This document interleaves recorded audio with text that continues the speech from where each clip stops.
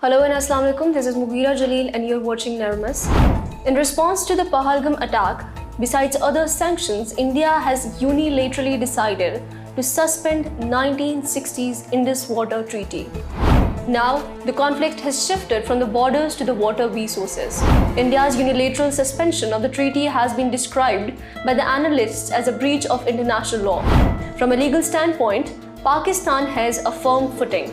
The treaty is not just a bilateral agreement, but an international one, bound under the Vienna Convention on Law of Treaties.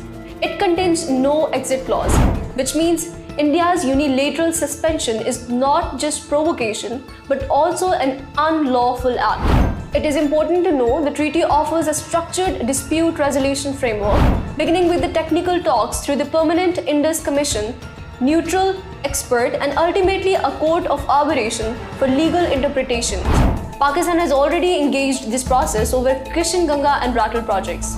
Beyond the treaty's internal mechanisms, Pakistan must potentially approach the International Court of Justice, ICJ. Though, like the treaty, the ICJ also requires consent from both parties.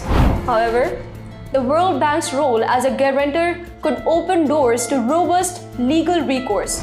But the legal front is only one axis of response.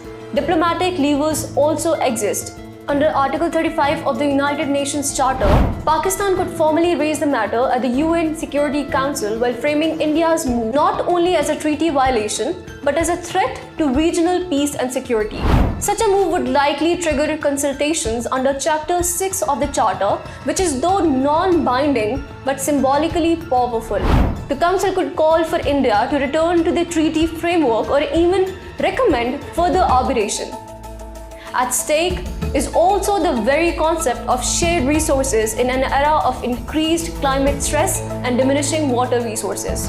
Forums like the UN General Assembly, the OIC, the European Parliament, and even climate summits should become arenas where Pakistan highlights the ecological and humanitarian risks of disrupting water flows that sustain over 240 million people. Besides, customary international water law is also on Pakistan's side, which was envisioned on the principle of equitable use of water, no significant harm to the reservoirs, and prior notification mechanism. These norms, outlined in the 1997 UN Convention on International Water Courses, reinforce Pakistan's argument that rivers are not weapons. As tensions rise, what's at stake is not just geopolitics, it's food, security, energy, agriculture, and survival itself. Pakistan just cannot afford to see water which it expects to flow down be bottled up by India. In the end, beyond being unlawful, unethical, and undiplomatic, the Modi government's decision to suspend the Indus Water Treaty amounts to a self-inflicted surgical strike on international reputation of Bharat. Drop your thoughts in the comments below. For detailed insights and high-depth coverage on related topics, be sure to like, share, and subscribe the channel. Until next time, stay safe and stay kind. Allah Hafiz.